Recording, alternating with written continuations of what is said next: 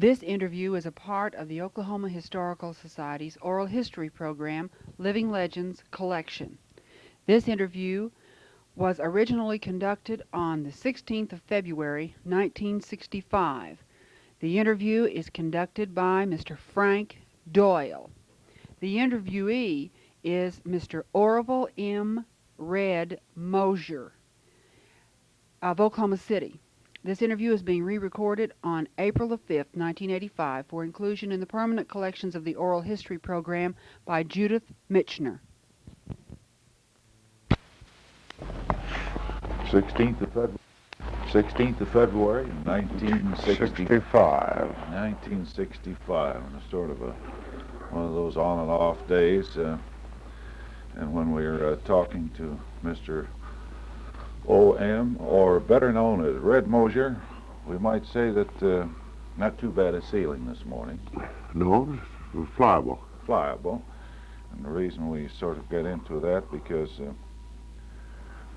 Red Mosier is synonymous with aviation in more ways than one. Not only from, I think we can do a lot of flashbacks on this, Mr. Mosier. Yeah, Charlie Willard. I was close to Weaver, wasn't it? Charlie Willard. Good. All right, I'll remember that. You have quite an association and an affinity for Oklahoma City, but how long were you away with American Airlines? I was gone 27 years from Oklahoma City. And I know it was a real thrill for a lot of your old cohorts that when you'd finished with American, you retired, come back here. Well, Miss Mosier and I both looked forward to the occasion when we would retire, and we chose our hometown, and delighted we did. We're very happy. Is this your hometown, Red? This is my hometown, and as far as back as I can remember, with the exception of a couple of years. Where were you born? I was born in Pawnee, Oklahoma, in 1897. Yeah. And my father died when I was 2 years old, and in 1901, Mother drew a claim for the opening of the big pasture, which is the southwestern part of Oklahoma at the time. So she took my sister and I to homestead on the claim, which is now Walters, Oklahoma. So we stayed there for 4 years, and then I came to Oklahoma City in 1905, and have called this my home ever since.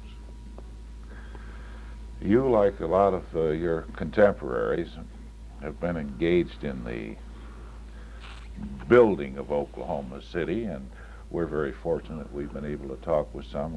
We want to talk with at least 100 of these people to get them on record, and so these tapes will be a living memorial, something that we haven't had here in Oklahoma City, and it's a forward move on the part of Oklahoma Christian College. Reaching back into those days, and I know it isn't easy to pick up names and events unless they directly affected you, but as you, what were you as a child other than I was working because, as you know, my mother was left a widow. She was a school teacher and spent her entire life in the school system. It was 43 years. They didn't make much money in those days either. They sure didn't. So I was working and was a fairly good semi-pro athlete. And I boxed and played ball, baseball and football, and had a delightful time with my work as well as my school. And I graduated from Washington School, which is now torn down to make way for the bypass through Oklahoma City, and was the first class and entered the Oklahoma City High School, now known as Central, at 7th and Robinson. And there was a magnificent structure in those days, and the only high school in Oklahoma City. I finished there, and then took a year at the Hills Business College when it was the corner of Main and Broadway, where the City National Bank building is now. Then went on to the University of Texas. And I only finished 2 years there before World War I came on.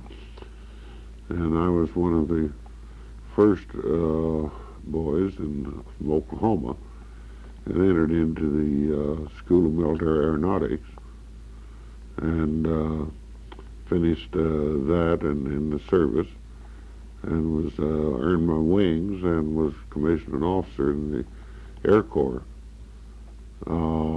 and flew out till 1919.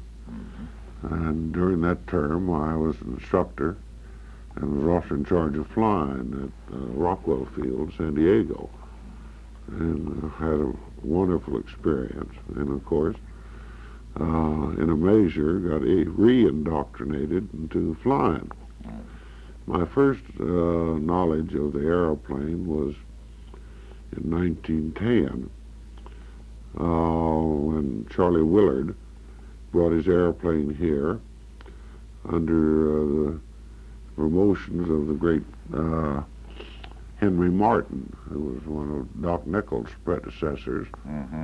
And he landed in a pasture, which would now be where Lee School is at 29th and Walker, and running from Robinson over there was a big pasture, and that was his landing field. What kind of an airplane was this? Do you recall? It was a Curtiss Pusher. It was he was the 7th pilot in the United States, and he was taking the airplane across the country, and he would ship the plane on by flat car, and then re-rig it and take and fly it for money, admission fees for people to see it. Right. And it took him about 4 months to get across the continent. But I was making a living on a bicycle after school, so naturally it doesn't seem like much of a distance now between Washington School or Southtown and Capitol Hill. But if you try to pump a bike over those sandy roads across the Canadian, you'll find out it's quite a distance. But I was there and helped them. They had to let me help because I was going to sneak in anyway. And I saw my first airplane. First day it didn't fly, it was too windy. But I went back the second day again, and he did take it off the ground. Flew about, well, he made one 180-degree turn, period.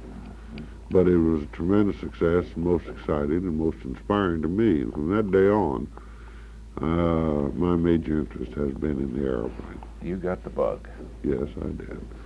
And World War I then gave me the chance to participate in it myself, which I did, and from that time on I've been actively engaged.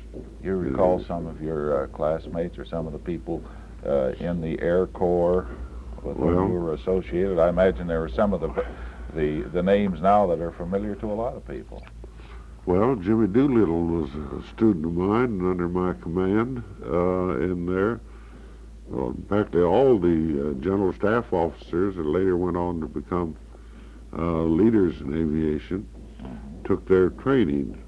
We had 2 classes at the pursuit school. Where was that school? Rockwell Field, San Diego. Oh, San Diego. And it was converted to a pursuit school when we, in the war, did all training there for pursuit pilots. When it was a primary field, we took the field officers from the other branches of service, captains and majors that were West Pointers, and had never been in an airplane, and we trained them to fly, and they then became the senior officers in the early day of what is now the Air Force. And so I was delighted as a young kid from Oklahoma to have command over and end with that experience in the military. But we had some great people. O.G. Kelly, who was the first transcontinental pilot, Jimmy Doolittle, the wonder of our Air Force age, Billy Mitchell, whom we all know quite well, was there, Harvey Burwell, Hap Arnold, and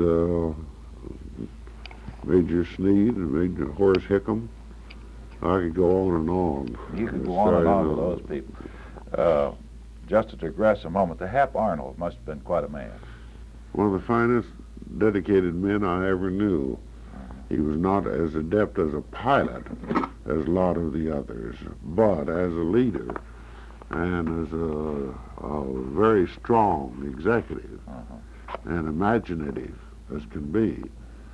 And the Air Force owes an awful lot to Hap Arnold because he really built the Air Force into an independent agency. I suspect that maybe I reflect the views of a lot of people because he was always a hero of mine, even as much as later on in life I got to know Jimmy Doolittle quite well as he came in and out of St. Louis frequently. And he sure did. He anchored there for a while. And a lot of us got to know him quite well in the news business, and he was always available to us, quite a guy. But Hap Arnold was a real legend in my estimation.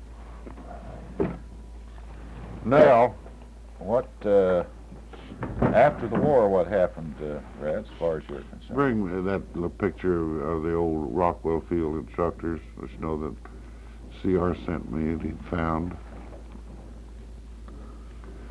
Well, believe it or not, it seems ridiculous now in retrospect. There's Jim right in the middle there. That was great names and Couldn't miss him. Mm-hmm. Right. That is quite a historical. C.R. Smith, the President American, found that from one of the pilots and asked that wasn't Red Mosier, and he sent it to me.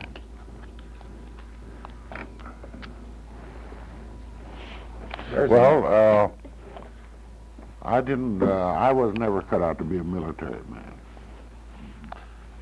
and I had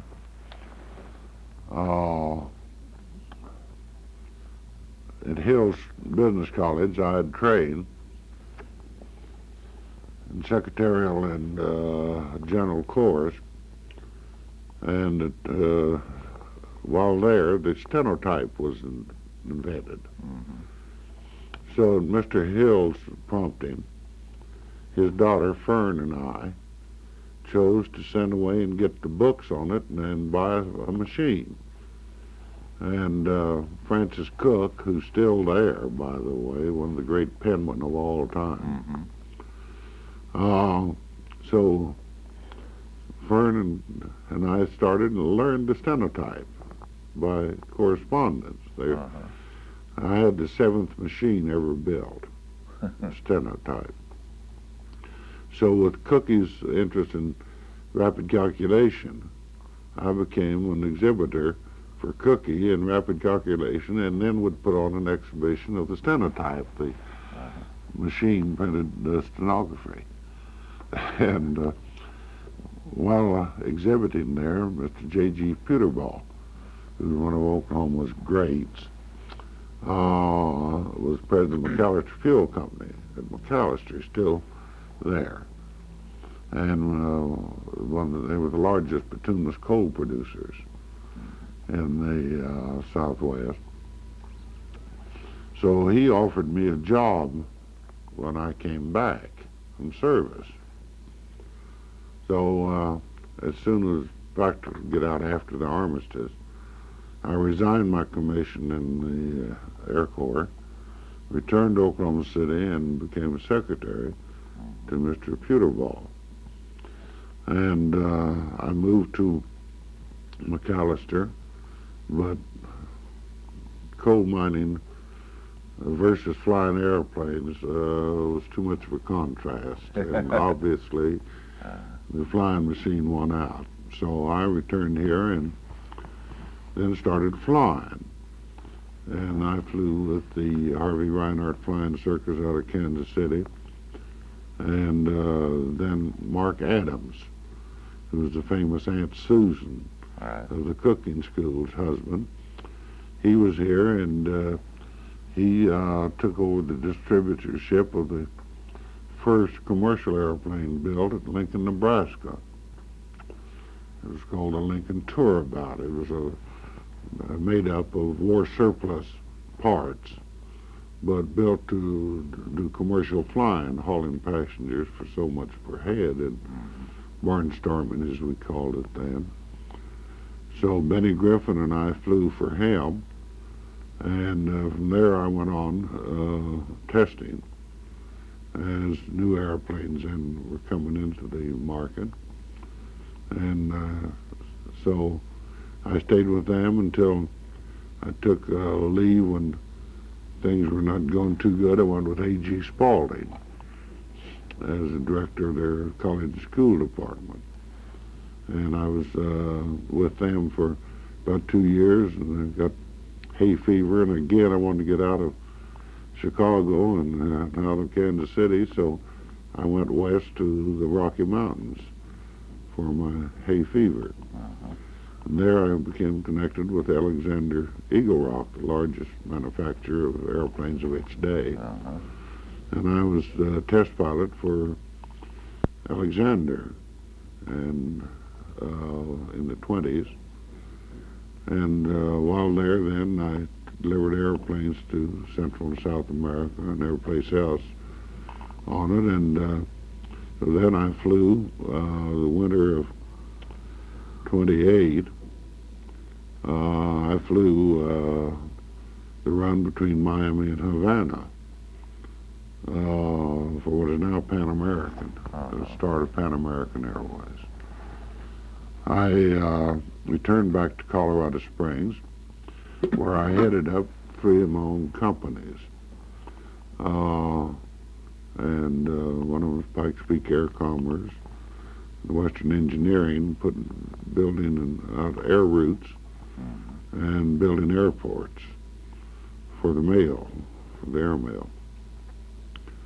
While there, I became interested in government because during the early 20s, when I was flying here in Oklahoma City, Senator Harold was elected to Congress for the 5th District, and then in the Harding landslide went to Washington. And he asked me to come on to Washington as his secretary and live with him to help govern his only son, which idolized me because I was an aviator. And while with him, I saw the mishappenings of the Harding administration, and so I rededicated myself to be a student of government because I knew that all government didn't have to be that bad. That's right. And so when Colorado, I had a lot of time from flying because we only flew in the mornings and evenings because the air was so light at Colorado Springs that in the daytime I'd have an opportunity to hunt coyotes or study or do all the hunting I wanted and fishing. And so I did that and became quite an outdoorsman.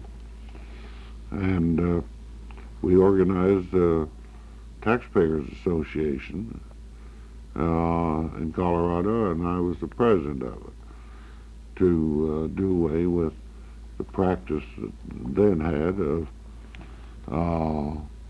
these protesting attorneys who always let the subdivisional government build a budget out of reason and then protest on behalf of some of the taxpayers and then win it. And of course they'd end up with a tremendous fee from that should never been in the budget to start with. So I'd become quite an authority on taxation.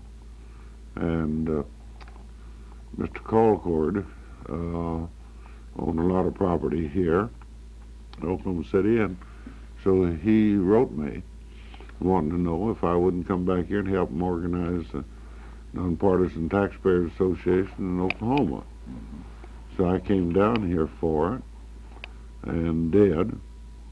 And one of the problems with all of the subdivisions of government we have here in Oklahoma County particularly, we found this same practice here, of course. And we got ready to build the budget for the city. And without using any names, they were in terrible circumstances here.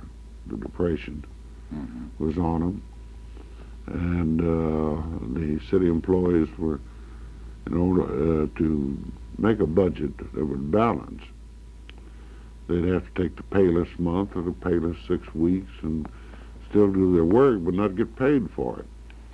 So we worked together with the city, and Bus Baker, who was a city auditor and one of the finest dedicated public servants I've ever known, and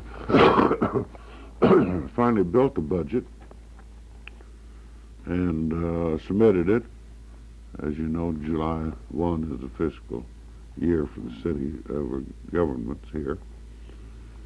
And the first month that it was operated, the city manager said, "Nuts, you can't make a budget like this work. You can't run a city with this kind of budget making." Who was that city manager? Uh, You recall? yeah, Just merely for a Gwynn. record. Bill Gwynn. Bill Gwynn. So he resigned. So then they said, "Well, being you built the budget, why don't you get in and see if you can't make it run?" That's how come me to be city manager. I never had any desire to be in city manager. Well, what year was that? 1933, 1933. in the spring. And so unbeknownst to my planning, because I was returning back to flying, and but that's the way that came about. So I was made city manager to work out and make the budget work that I'd helped compose. Well, I stayed here then until 37, and I served under 3 mayors and 3 sets of councilmen. Who were the mayors? The first one was Clarence Blinn, Mm-hmm. now county judge, and the other was Tom McGee, who recently died about 6 months ago, Mm-hmm. and the third was J. Frank Martin, who's still here, quite prominent. I bet that was a hectic time. It were a hectic 33 to time. 37, wasn't it? That's one part of my life I would not want to go back through. Yet my pride of achievement was tremendous. But the miseries that were around us, and the unemployment and the destitution and all, was something that I like to forget. But What about some of the brighter spots then? well, I said at that particular point, the Yeah. whole country was encompassed in it. It wasn't just That's Oklahoma right. City. But we worked awfully hard. We were the first city in the United States to put the Civil Works Administration to work. We were the first to pay. We put 7,000 employees to work in one day, which shows the employment and the unemployment. But from that experience and from the privilege of knowing the kingmakers, such as Harry Hopkins and Aubrey Williams and Bill Plunkett and those fellows, why, I gained quite a reputation by being active, having engineering projects available, which I had a library of projects to do. Consequently, as they announced a program, I had in form and ready to present the engineering and specifications and everything with the job to be done. So obviously we were the first city to do it because others had not planned ahead to do it. And the only bad part is the compassion you have for your fellow man, to see the destitution Right. that unemployment and depression can bring upon a community and a nation.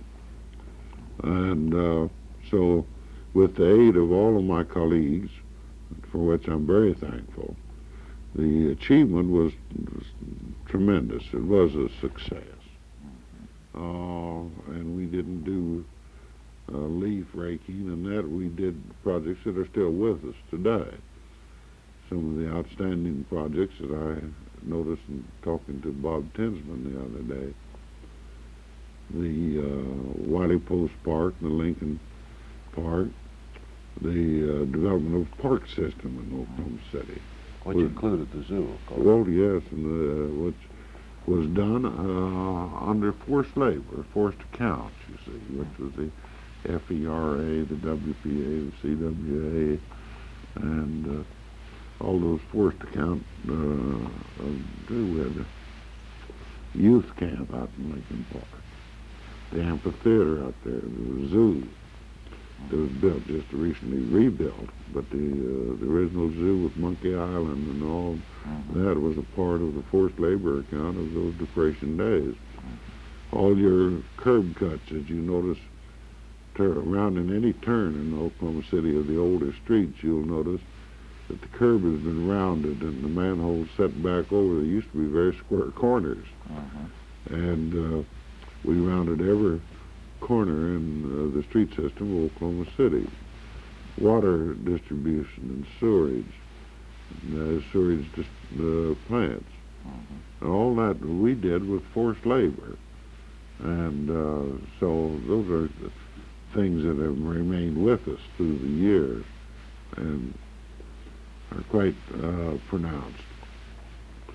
Then, of course, that leads me into two areas.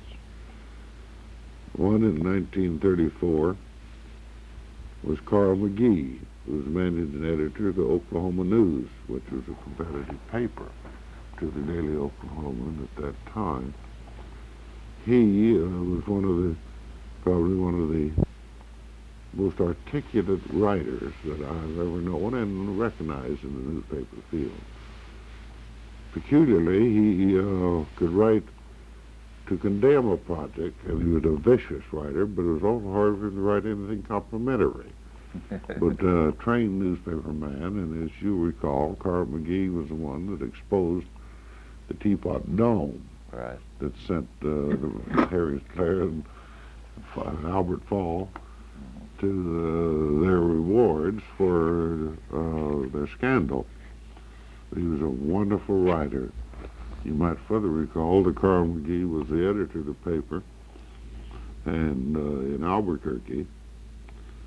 And when a senator from New Mexico in Santa Fe attacked him, and he shot and killed the senator in the lobby there of the La Fonda Hotel. And you remember those history. Well, Carl came on here to become managing editor of the Scripps Howard paper, which was the Oklahoma News. He came to my office one day and asked my opinion on metered parking, because we'd been using forced account again in the WPA field to try to find out how we could make the downtown parking more fluid. It's quite a contrast as of today when they're pleading to get people downtown. In those days we had everybody was downtown and they all were parked on the streets. So I set up a project to study this, and he knew it. He came to me and asked me my opinion on metered parking. I never heard of it, no one else had.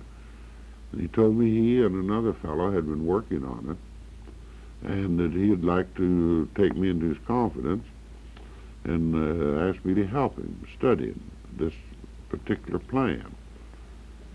Well, a month or two later he showed up, and he had a box that looked like a cracker box, and in it was an alarm clock mechanism, and he had his whole plan involved. That he'd put these in, and you'd deposit your money, and that would regulate the parking instead of the policeman using the old blue stick to mark your tires to see how long you'd been there, which was ineffective, of course, as we all know. And he suggested this plan, and I took it under advisement, and I tested it on the newspaper boys that were covering the city hall on an idea as though it was my own.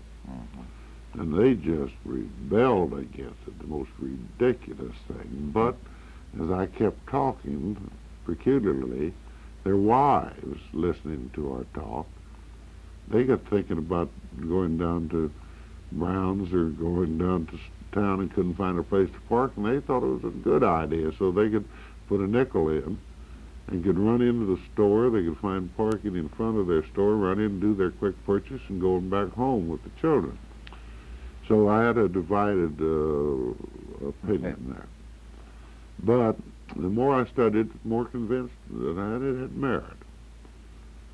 Well, now the job of believing it yourself and believing it to a political entity is another matter, and particularly when your strongest paper was a competitive paper to the inventor of the parking meter. Right. So you can see it wasn't easy.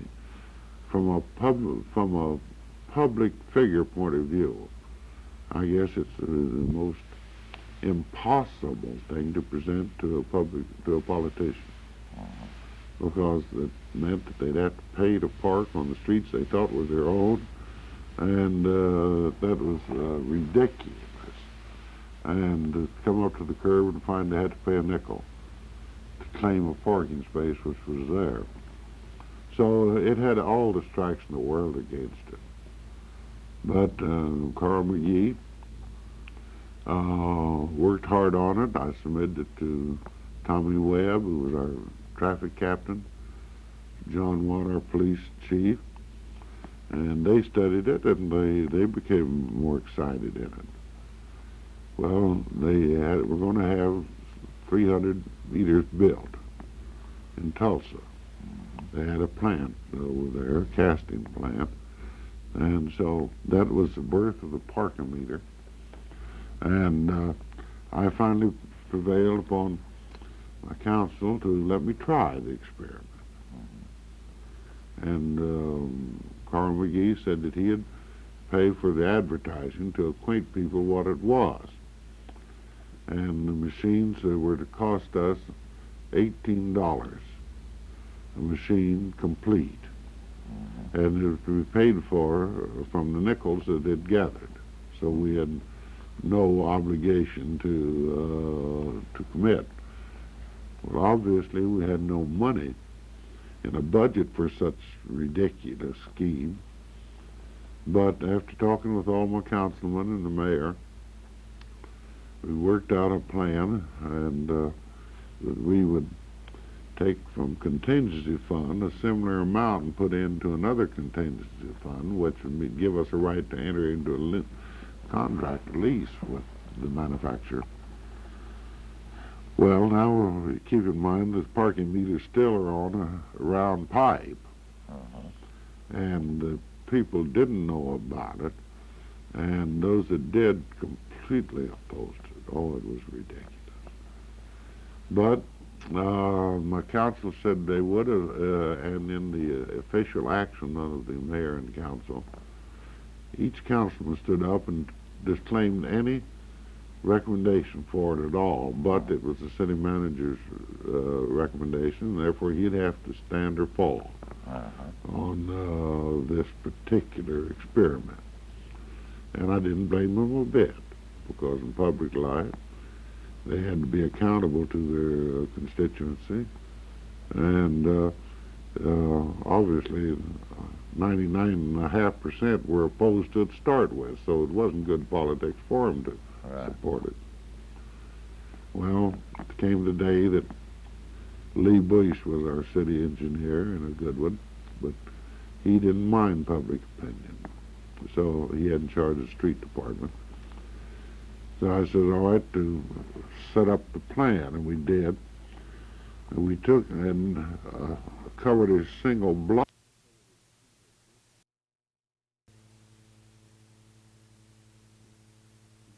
But he didn't mind public opinion, so he had in charge of the street department. So I said, all right, to set up the plan, and we did.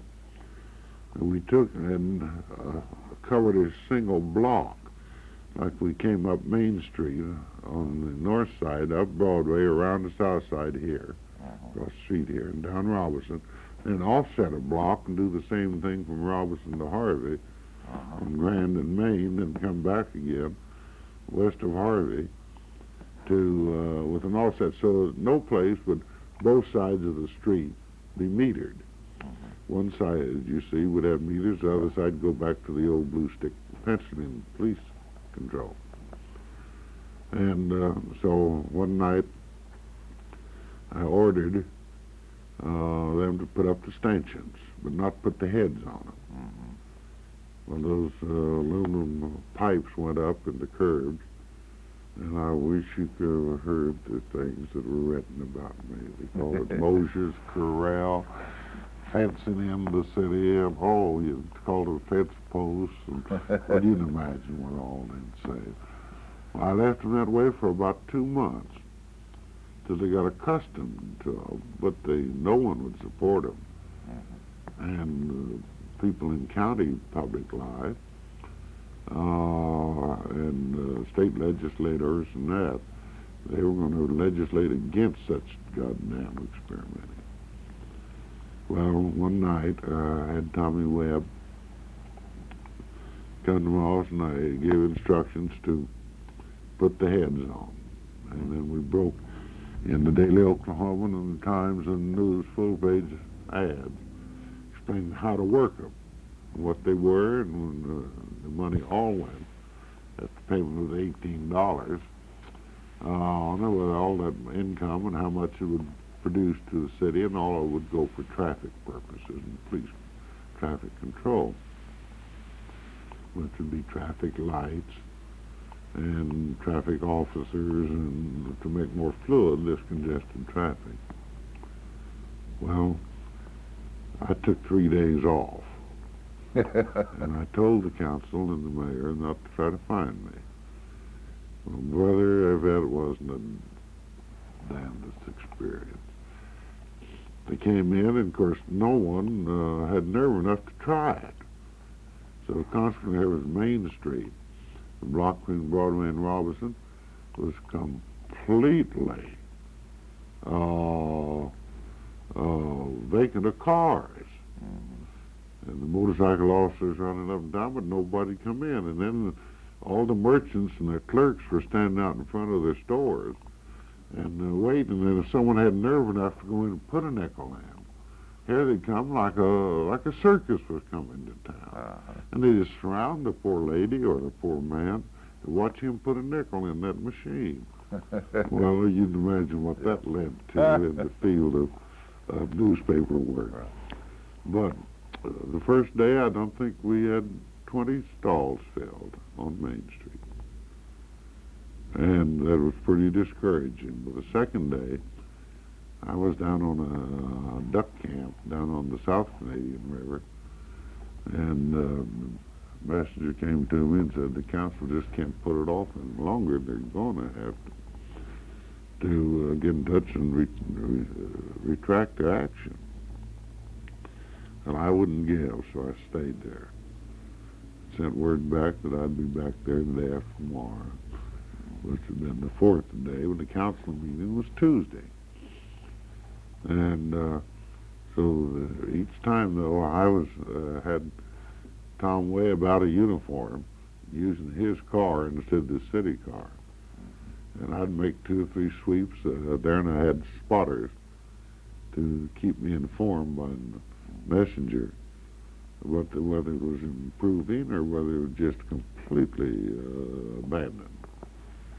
And by the third day, people started using them. Of course, there was duck suit to go downtown and park now, because all you had to have was a nickel. Mm-hmm. And there were plenty of spaces to park, and the people started using it the third day.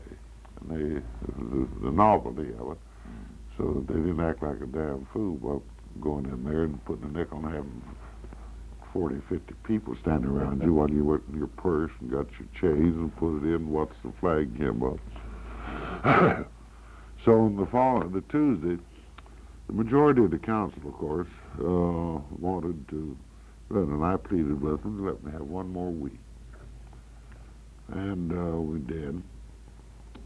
Well, by the following week, the following Tuesday, lo and behold, the merchants on the other side of the street could see these people pull in, go in, come out with a little sack of merchandise or new hat or something, and their old cars were still lined up, and as we had told them by our WPA study, One clerk would go out and move 5 cars. Their own employees were parked in front of their store.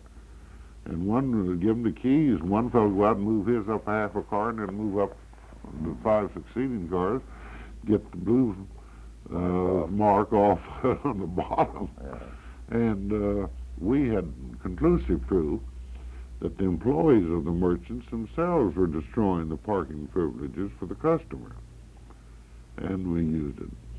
Well, the second Tuesday after they were there, here came the merchants from across the street to the city hall. City hall at that time, as you know, Robinson Grand, you know. And here they were at the council meeting complaining this discriminatory. Their competitors across the street were getting these customers come in the same old cars over there, and that no spaces for them to park in front of their store. And they insisted that we do one of two things. Either take the parking meters off altogether or give them parking meters. Well, of course, that was a tremendous turn in 10 days period of time. Within 3 weeks, groups from other cities throughout the United States heard about this experiment, and they had sent their traffic people and councilmen and planning commission. And so every day would be 2 or 3 groups in town, and the Oklahoma Club was over there at the time. So I'd have them for lunch, and I'd bring them into the office, say, now I'm not going to stay, you go on, and here's a police officer will go with you. You go into any merchant, ask them what they think about it, what their experience has been. Then I'll have a luncheon for you at noon and answer any questions as fiscal questions, such as how much would they take in at a nickel shot, and what our ratio of growth was. And then turn them loose again for the afternoon. And Bus Baker and Morrison Cunningham had worked there with again, keeping up to date on the figures, and the auditor, treasurer, was collecting the nickels so we could tell them how much each meter would bring in, and of course, of a given day, and where it was to our estimates, what the total income would be per meter. Well, it was a madhouse, and for months, people came from all over the world. Said, well, of course, our merchants were still complaining. I wasn't going to take them out because it was an experiment. Of course, the factory over there had only built 300, and the other merchants were insisting what meant hell 500 or 600 more. It took time to make them. And then, of course, anything that new would break down, and we had mechanical problems with them, and they had to fix the new ones so it wouldn't happen that way. So it was about 6 months. It was really hectic. But one of the examples was, I recall very well, Judge Chambers was a county judge. He had succeeded his father, the famous old Judge Chambers. Well, he came down to the courthouse then, was over at the old site. He parked in that purposely every morning to get a ticket. And he ended up with some 60 tickets. And we just dared him to arrest him. He wanted to take it up. And, of course, we had others the same way. And it ultimately went to the Supreme Court of the United States. It was our rights to do this, and we were sustained. But in the meantime, the politicians, seeing the reaction, being something that they sponsored it too fast. Now, Judge Chambers, he had daily in the paper his 31st, his 32nd ticket defying the city of Oklahoma City. Well, he ran the next time, and as I said, his father had been county judge since statehood, and his son would have been throughout his life as a county judge. His great name in the jurisprudence field. And lo and behold, by the time the election came up, he didn't get enough votes to know that the name had ever been heard of before, because the acceptance of the parking meter had been completely accepted, and all of those that chose to become known early as opposition was too late to reclaim themselves, and it was a well-accepted plan. So that was the end of Judge Chambers, and it was the end of all of the politicians that opposed him. So that was the history of the parking meter, and they spread delegations from all over the world came here. And they couldn't make enough of them. Oh, what happened to McGee?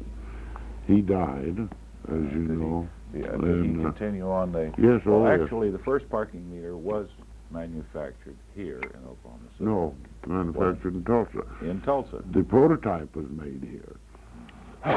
But we didn't have a casting place here for aluminum castings. That's right. So, no, they were made in Tulsa. But the head office was here, and the prototypes were built here, and the idea was created here. And the first usage was First here. usage was here. Well, that's a historical Yes, accomplishment. in more because ways today than- there are, I forget how many millions parking meters throughout the world, and there must be a dozen different manufacturers. Now you can put a penny in for so much, a nickel, a quarter, a dime. Ours were only solely for a nickel. But that is a quick summary of the plan, of the history, the invention, and the installation of the parking meter. Following right along on that then was, many people in Oklahoma City will remember, Oklahoma City was selected here because of the Santa Fe Railroad, which a lot of people don't recall, that if you fly an airplane down the Santa Fe, if you look to the east, you'll see groves of trees and everything else, and to the west, it's all in the prairie countries. It's amazing, but that was the cattle range in the prairies, and they'd come into the trees in the fall for flies with the roundup from mostly all at the line here between the Oklahoma Territory and the Indian Territory. That is just that extreme geography. Then when the Rock Island intersected the Santa Fe, it was a perfect spot for a city.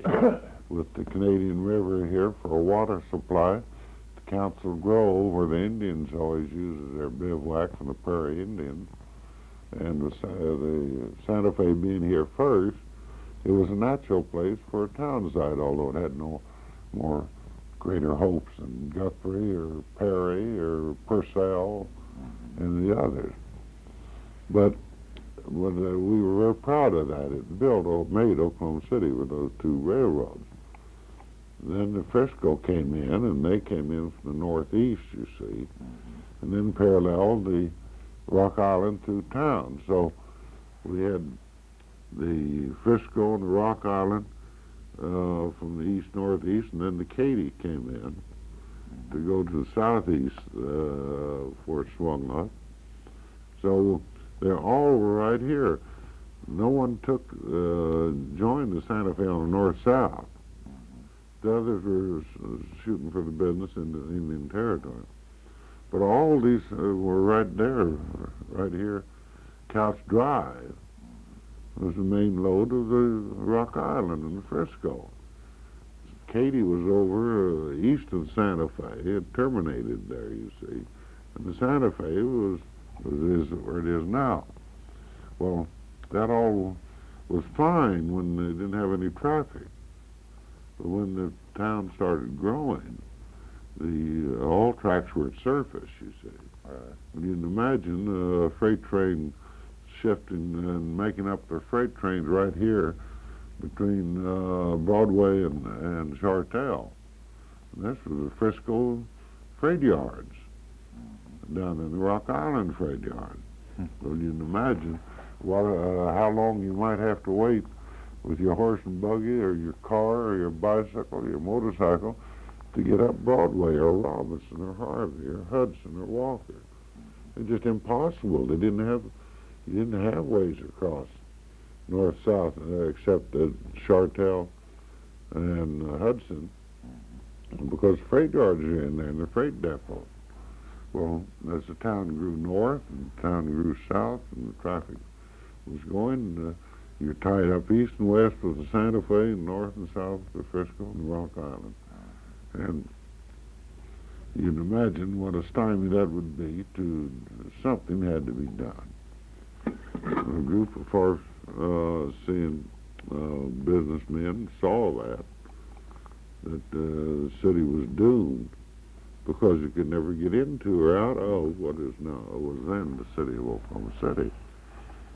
So they tried to work out a plan to reroute the Rock Island and the Frisco to move them south and get them out of here. And so you'd imagine how long and how strongly that was opposed by the railroad.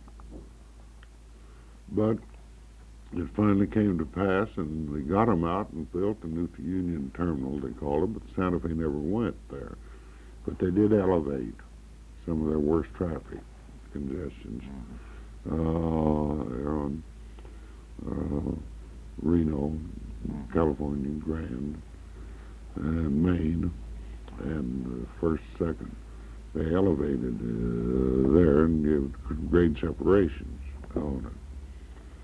But they ended up, they got them out, and then, of course, just left nothing but vacant property in here with a lot of reversionary clauses. Because that land had been donated to a railroad for railroad purposes by some original homesteaders, the heirs of whom could have reversionary claims. Then the plan came on, the utilization of it is to build a civic center. And I was city manager and came into it. And, of course, we had all types of ideas of where the auditorium would be built, the city hall, the county courthouse, the park area here, the library over here was supposed to be. And came along, and then the Public Works Administration came into being.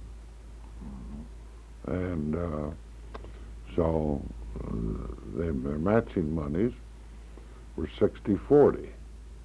If we put up 40%, the government put up 60 on an approved public works program.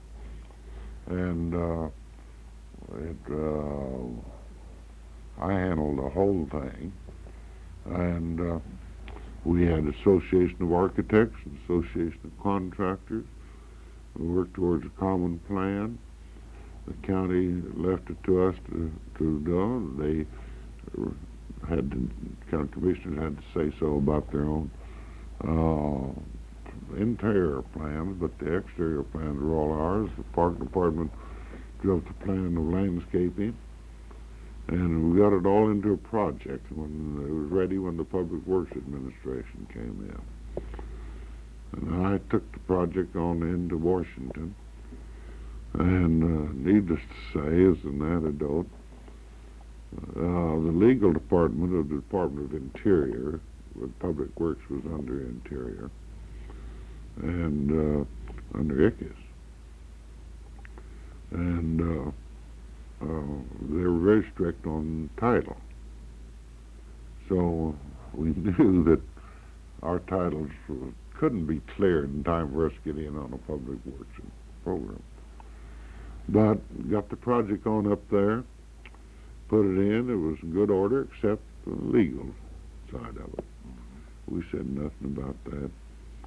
And some of the great men in public life at the Roosevelt administration were concerned, and I had them interested in my project. It was one of the early public works projects, and it's terrific civic interest, of course.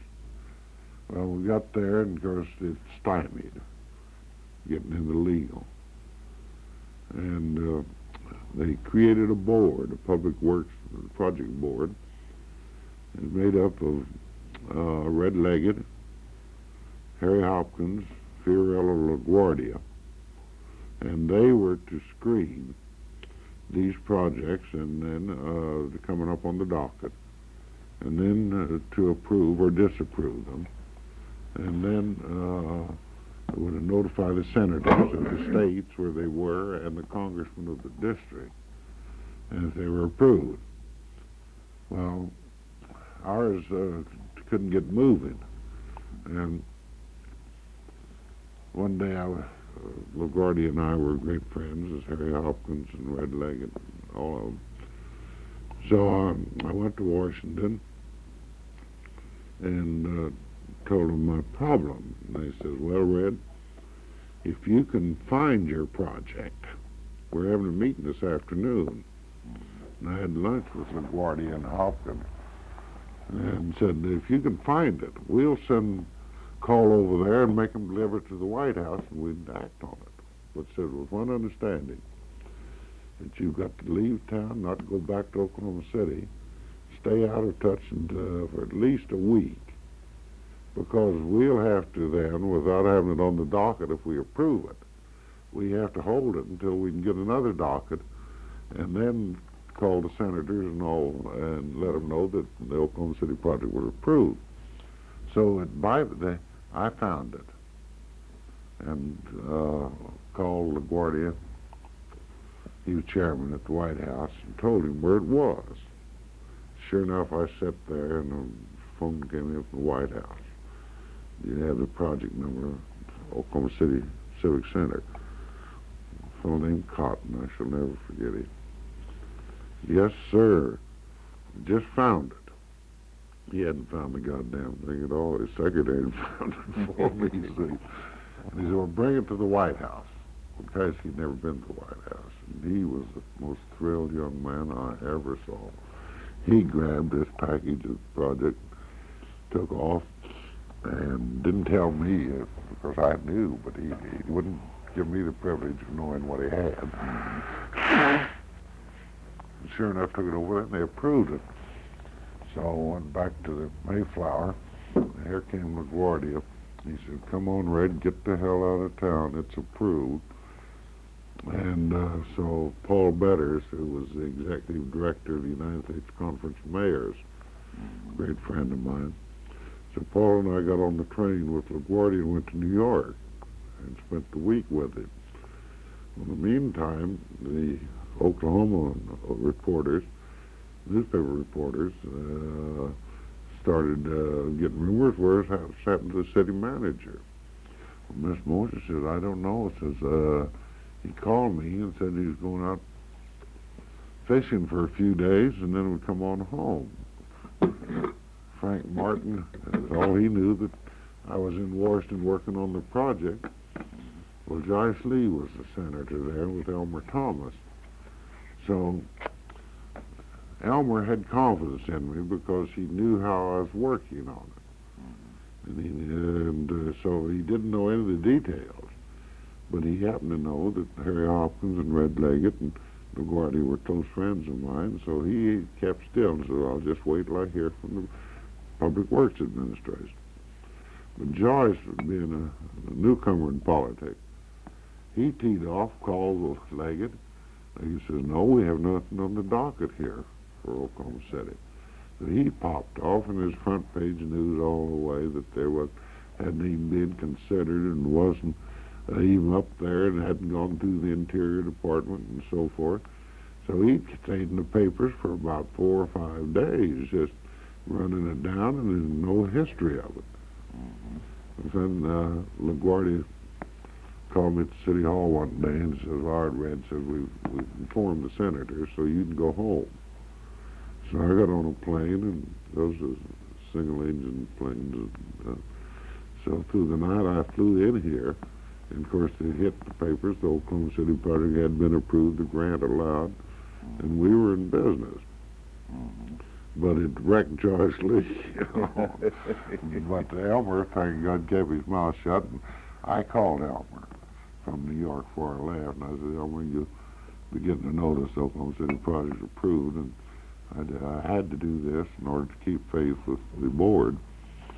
And so you can take all the credit for it. I didn't call Joyce.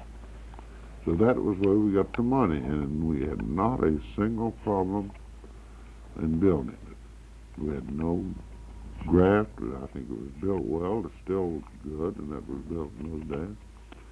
And when it was completed, All the buildings turned out well. I think they've been well maintained. I think Couch Drive has been well taken care of.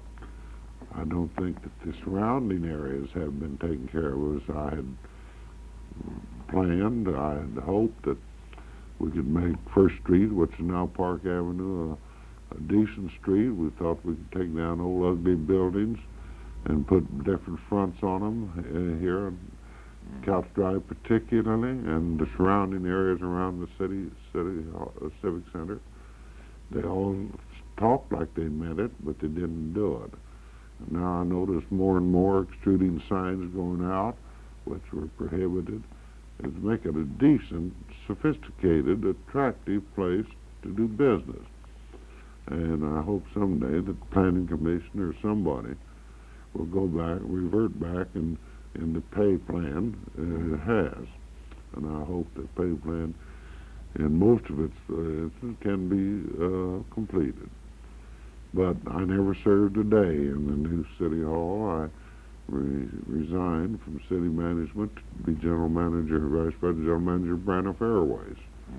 And I announced my What year was that? I announced it in 36. I didn't leave until 37. Because I told them I'd stay until my successor was appointed. So, Now, who succeeded you? Bus Baker, Bus Baker. the auditor. And I was all agreed. They had a big farewell party. They gave me this ring with the picture of City Hall and everything, and the auditorium on it. And to this day, I've never been back in the I've been back once. I called on Bill Gill one time. He wanted me, and I hadn't been back in the City Hall. So I never served there. I served all my time in the old shack. The old shack. Yeah. How long were you with Braniff? I stayed with Braniff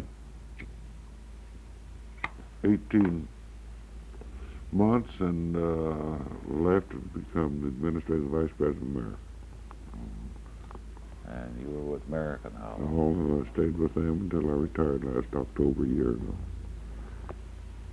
Well, that's quite two wonderful achievements. Well, those are two, but I think they're unusual because they both were done in such a splendid way. And Well, the story behind them, the stories behind them deserve recording. They deserve being preserved for historical use, workshops, students, and so forth, to know what went on. okay. And the tenacity that you have to give to any project of that size dealing with public funds. You just have to be tenacious, and you have to have imagination, you have to have a lot of hard work, and you have to go to the people to make the decisions. And a lot of good people work with you. Oh, yes. I couldn't attempt to count all of the wonderful support I have. And that leads you into this very question you have before you now in this coming campaign. I'm a great student of government and like it. It's a hobby. I like it very much. I noticed that the candidates are announcing, the first to announce were those that opposed the city management council form of government. They're strong with a strong mayor of the form. What's your opinion on it? Well, and I'm absolutely without prejudice, because in public life, you've got to evaluate is what is the vehicle you're riding in. Now, the city management council form of government is the best vehicle. Now, a good vehicle in government can be a vehicle for bad government, because a good vehicle just as well as it can be for good. Right. But if it's the best vehicle, then you have to assume that you're going to have citizen support and good people in the council and a good aggressive manager and a good strong mayor. And citizen support makes that vehicle work better than any other. Now, the commission form, which is advocated by the opposition here, we had that. We had the strong commission form when Jack Walton, when I was a kid, I used to be a messenger of Jack Walton. O.A. Cargill. was under the mayor under the strong commission form of government. That vehicle is clumsy. The vehicle, by its very nature, has to be strictly political. You can't have a commissioner of public works, a commissioner of finance, and all that isn't building his own domain. Right. Because that is why he's there, and that's the way he got elected and the way he's going to perpetuate himself in office. So the vehicle is a clumsy with many steering wheels. So consequently, it can't become good government only under most exceptional circumstances. A machine politic can run a good vehicle that way. Milwaukee, Memphis.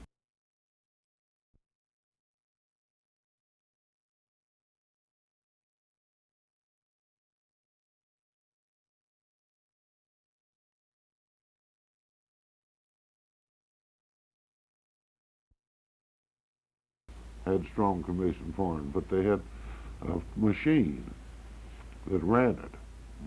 Consequently, if the machine wanted good government, they got good government, but it didn't. It wasn't a part of the plan. So, city management council form of government is the best vehicle of local government. Now, if it's a good vehicle, then it's up to the citizens, of course, to see whether they want good or bad government. That's just that simple. So needless to say, I'm in favor of a city manager council form of government with strong, deserving citizen support. Oh, without it, it isn't a thing. It just could be a vehicle for bad government. Is that clear? Yes, sir. I think it's an extremely good analogy of the two types. At least the two types that you brought up. That are brought up now, government. that's right. Because, and I think you must agree that different types of government are peculiar to the different areas in which Oh, they... yes, and no argument about it. Cincinnati, for instance, has always had a strong citizen support. Dallas has strong citizen support Right. in their government. Milwaukee under Dan Hone, the mayor there for 20-some years. Strong commission for him, but strong citizen support, and therefore it was set up to be under the machine. Memphis. St. Louis works under Crump, mayoralty and aldermanic type of government. And that's strictly political. That it has to be. Now, Pendergast in Kansas City had the city manager council for him, but he ran it as a machine. Well, Mayor Tucker of St. Louis, I know Mayor was Tucker. engaged with him, Ray Tucker, Yeah. when he first ran, won the first nomination by 1,500 votes. And now he's running for his fourth term. That's right. I know He's done a magnificent job with that sleepy old city that he helped bring to life. That is right. And Crump at Memphis had the commission for him, but he ran one of the finest governments. Right. Memphis always had good government. Until Crump did, they got back fighting again. Now it's divided government again. And So very it's strict enforcement of their laws in Memphis. Yes, they did. I was arrested one time for blowing my horn. You recall that? You could not blow a horn inside That the is city. right. They had the best traffic record That's right. in the United States. I know it's reaching out into the wild blue yonder, so to speak, but how would you assess our situation now, Red? We're talking of city government, although I know you and I both would like to talk more about aviation, but our city government is... Well, our city government is caught by bad legislation, enabling legislation at the Capitol, and always have.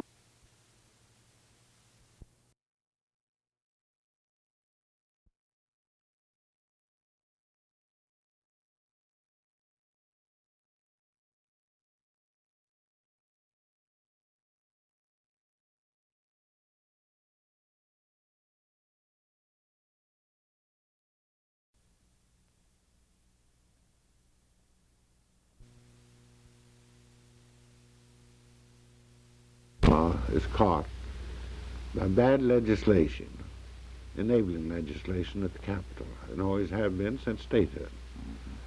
Well, Oklahoma has been controlled by the rural legislators, and most of the governors have been courting the rural support and really felt a prejudice against the metropolitan areas or the cities.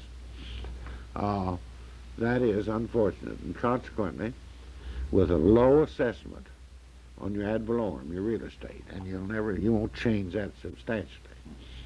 There's a very low assessment on real property. You can't get any ad valorem tax because Bill Murray put in the millage limit, and consequently it took from the field of revenues any consequence for the ad valorem. Therefore, you have to come into your indirect services, you have to come into some types of excise tax, and you have to have an enabling legislation to do it. The city has grown and grown, and the services in the area have all expanded. And yet there is no source of revenue to match it. And it's not going to get any better until some form of enabling legislation is passed which gives the city right by referendum to impose a tax upon themselves to carry it. I noticed Dean Sneed, you know, Very Earl, well, and admire him. is discussing that very thoroughly. He is. He was mayor of Norman. I knew him as dean of law, and he's a good student. And he ran and became mayor in order he could familiarize himself more, because it's awfully hard to sell to the people who don't live in the city. They're not a damn bit interested in what happens. You big fellas do it yourselves. You aristocrats, you silk stocking people. Yeah. We're not interested whether you have any money or not. That's right. Now, someday I'd like to give you a chronological history of the development of aviation, not only in the state, but in our nation and the world. But that's another subject we'll have to cover some other time. Well, I wish that we could, in the very near future, as a matter of fact, before you get tied up on some other project, if we can have another visit so we can record that, because I'm certain the college would like to have that as Well, a I would, permanent and record. I have outlines on it. And it's quite, people in Oklahoma City don't know themselves the step-by-step. I doubt that you know where any airports were except the ones that are now there. That's correct. That's But correct. back in the history of the flying machine, we've had a dozen airports in Oklahoma City, and places you'd never suspect being airports now. The state capitol in World War One. Yes. We had the airport was right there on Lindsay Avenue, but right at the Capitol, on the Capitol grounds. Well, let's make a date then when we finish When this, time did you finish? that we can do this and really get the history of All aviation. right. Do you have any other questions? I don't believe so. I think we're just about out of time at this Well, at this sitting. I thank Dr. Beard and all of them for it, and I wish complete success in their new expansion program. Thank you, sir.